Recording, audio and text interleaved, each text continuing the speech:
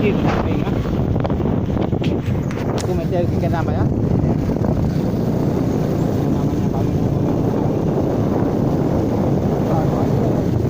Jadi masyarakat ini kalau udah ada lubang kan dijual langsung ya. Kena RT itu harus tangan kan.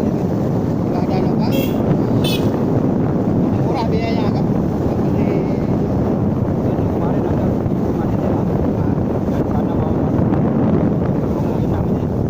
Dua-dua masih. Nah, jauh lah dari sini.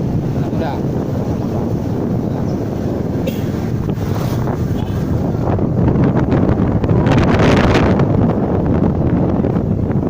Oh, udah mampu.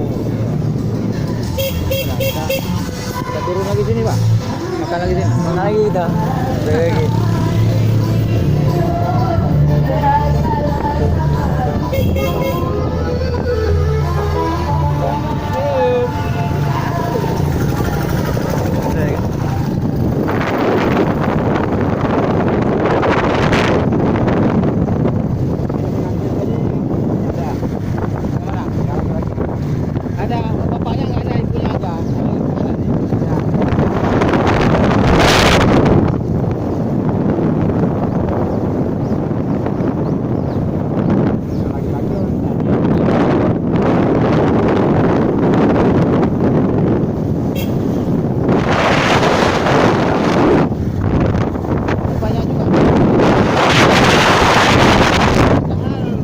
Jarang ya.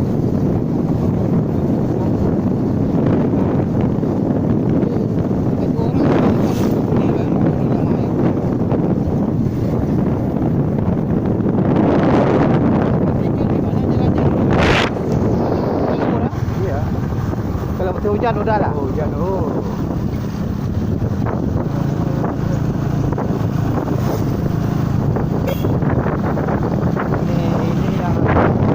bagian camat ada di pulau ini. Ini kecamatan.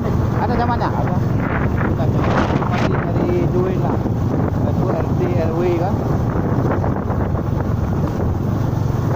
Masa agak berkembang ini. Ini jalan dulu aksesnya.